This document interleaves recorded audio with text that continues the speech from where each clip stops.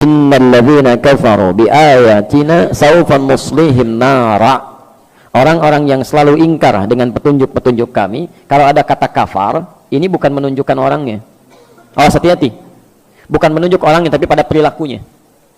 Baik, tapi pada perilakunya. Jadi ada orang-orang yang perilakunya menyimpang dari aturan Allah. Maaf, kalau yang tidak beriman menyimpang, wajar karena nggak ada imannya. Saya mau tanya, ada nggak orang Islam yang menyimpang dari aturan Allah?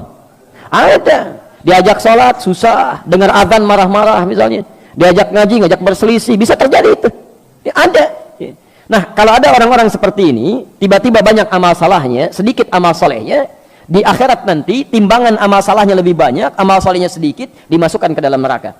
Perhatikan, neraka tingkat paling ringan, di situ ada jahanamnya enggak? Tidak, disebutkan nar saja. Apa siksaannya? Perhatikan kalimatnya, saufan nuslihim nara, maka kami akan tarik, nusli itu tarik ubun-ubunnya, dicelupkan ke dalam neraka. Disiksa paling ringan di neraka itu adalah saat seseorang sudah dihisab tempatnya neraka, itu ubun-ubunnya ditarik tuh, yang paling ringan. Dari kata nusli, ya, tasla naran hamiyah, gitu kan? Ada disebutkan, ada sebagian tempat yang disebutkan. Jadi kalau ada kata asla yusli, nusli, itu ubun-ubun yang ditarik begini.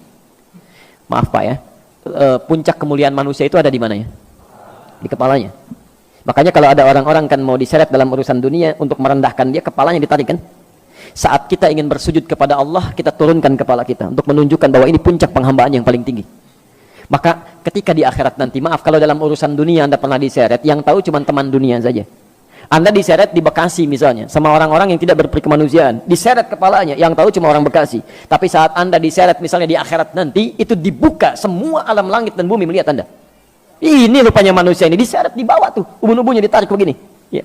Dan nusli yang kedua, asla yusli itu bisa berarti sesuatu yang dicelupkan dan diangkat kembali. Pernah bikin teh celup? Teh celup pernah? Halo? Ya, teh celup itu kan masukkan, angkat begini ya, masukkan, angkat. Nah, ini neraka yang paling ringan siksaannya, diambil ubun-ubunnya, dicelupkan ke neraka, angkat begini, celupkan, angkat. Jadi ada malaikat yang memang tugasnya cuma celup, angkat gitu. Ya. Bukan angkat biasa, bukan celup biasa. Kullama nadijat juluduhum, begitu dicelupkan begini, hancur semua tubuh plus dengan kulitnya. Kenapa di sini disebutkan kulit? Ya, kulit sebagai perwakilan dari seluruh anggota tubuhnya, karena kulit ini bagian dari indera perasa yang sangat tajam. Ya, pekat. Ya, jadi kalau kulitnya ini diibaratkan dengan lukisan kulit di sini, seakan-akan bahasanya bukan kulit kalau ingin terjemahkan lebih luas. Seakan-akan ingin mengatakan, maaf, ketika masuk ke neraka ini, itu sakitnya menjalar ke seluruh bagian organ tubuh. Bukankah saat kulit itu kena, kemudian yang lain merasakan? Ya.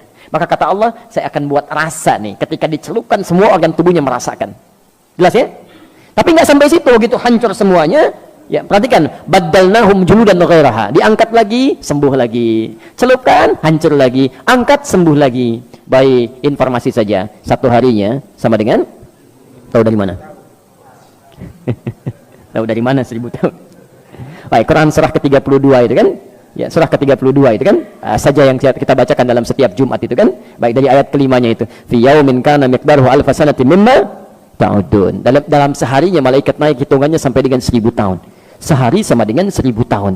Baik, jadi kalau ada orang, maaf, masuk ke neraka itu neraka biasa sehari aja, itu hukumannya sama dengan 1000 tahun di dunia. Satu detiknya sama dengan kurang lebih 48 hari. Jadi kalau ada yang dicelupkan satu detik aja ke neraka biasa, sedetik aja, celup sedetik, itu sakitnya sama dengan 48 hari. Angkat lagi, celup lagi satu detik, 48 hari. Angkat lagi, celup lagi satu detik, 48 hari. Itu neraka biasa. Kalau nggak percaya silahkan aja. Ya. Itu kan diinformasikan supaya kita menghindarinya, bukan terlibat di dalamnya. Ini kan aneh ini, diinformasikan masih mau terlibat di dalamnya juga. Makanya kata para ulama, manusia ini memang agak aneh itu. Bahkan sekarang kalimat aganya jadi semakin hilang, pada aneh. Ya. Ingin masuk surga, tapi selalu melakukan perbuatan yang menjauhkan dia dari surga. Ingin menghindari neraka, tapi senantiasa mengerjakan perbuatan yang menjerumuskan dia ke dalam neraka, kan aneh.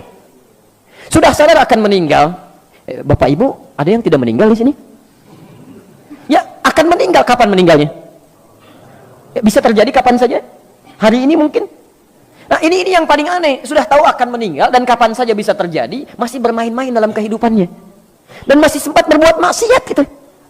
Makanya kata para ulama, kalau Anda ingin terjaga dari keburukan, selalu ingin baik, coba rasakan setiap terfikir berbuat yang tidak baik, rasakan seketika akan meninggal. Ini ada minuman, bukan minuman Anda. Begitu Anda mau ambil begini, nantilah saya bilang nanti sekalian. Rasakan, begitu Anda ambil, Anda mau teguk itu, malaikat maut datang menjemput Anda.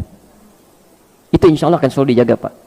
Anda masuk ke kantor sendirian, di ruangan kantor, mau tanda tangan proyek itu kan, yang nilainya miliaran, tapi dengan cara yang salah, haram. Padahal sholatnya dikerjakan, ikut taklim juga, godaan tidak biasa. Bayangkan ketika tanda tangan itu, malaikat maut datang menjemput Anda. Itu paling gampang. Paling gampang. Antum kajian, temannya sedang wudhu, penanya di situ mau nulis cepet-cepet, nanti bilangnya lah gitu kan. Antum nggak ada pena, tiba-tiba ngambil pena temannya, tulis dulu gitu kan. Hati-hati, antum belum aman tuh. Ya, dianya memang sedang wudhu, Anda berniat nanti sekalian pas pulang saya bilang, tadi saya pinjam pulpen kamu gitu kan. Tapi apakah Anda bisa menjamin Anda bisa bertahan dalam kehidupan sampai dia kembali dari wudhunya? Belum tentu. Karena itu hati-hati gitu. Ya, hati-hati, bertakwalah pada Allah Subhanahu wa taala. Hidup kita itu terjamin, ya, terjamin dalam nuansa kapan saja bisa pulang. Jelas di sini? Baik. Saya kembalikan dulu ke bahasan kita sekarang. Yang di neraka biasa saja hukumannya sudah seperti itu. Bagaimana dengan neraka jahanam? Neraka jahanam itu jangan tunggu sampai ke nerakanya. Di alam kubur aja sudah mulai ditampakkan itu. Nih tempat kamu ini nih. Ya, Quran surah ke-40. Ya, Ghafir atau Al-Mu'min nanti dibaca kemudian saja. Dibuka nanti dari ayat ke-45 sampai ayat 47-nya. Ya.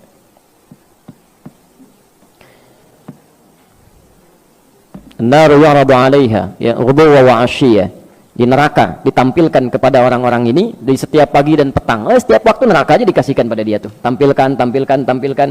Dan mohon maaf ya, orang-orang yang masuk neraka jahanam, pernah dengar istilah ini? Masuk surga tanpa hisab, pernah dengar? Baik, itu sering kita dengar. Tapi Anda juga mesti dengar. Ada orang masuk neraka tanpa hisab. Masuk neraka tanpa hisab, saking cepatnya masuknya itu. Dalam tanda petik ya, saking cepatnya. Quran surah ke-18 Al-Kahf ayat 100 sampai 101. Posisi paling kiri sebelah atas ke pertengahan.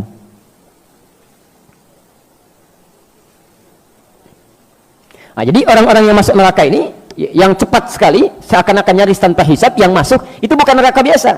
Kalau neraka biasa masih ada amal, Pak. Ini amal cari-cari sampai yang sunnah-sunnahnya itu. Begitu tidak juga ketemu, banyak amal jeleknya, yang salahnya, ya sudah neraka dia. Tapi jahanam tidak. Wa arabna jahannama yawma idzil kafirina arba. Jadi saat hisab itu, proses di hari kiamat, nanti kita akan saksikan sendiri, Allahu a'lam bissawab.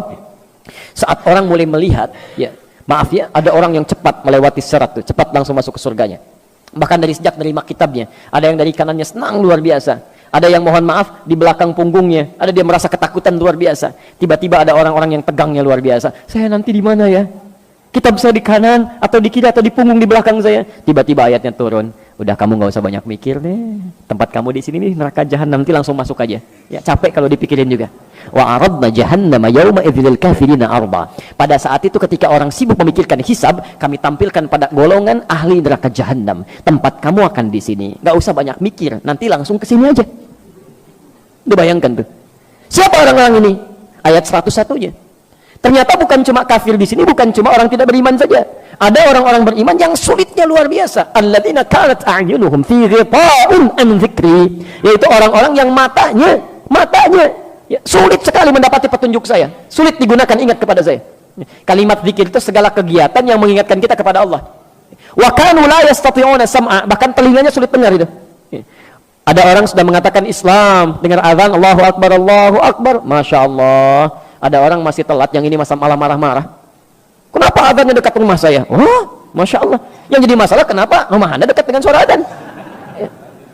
Ini kan aneh ini. Anda dengar panggilan manusia, biasa aja. Kenapa dengar panggilan Allah jadi marah-marah?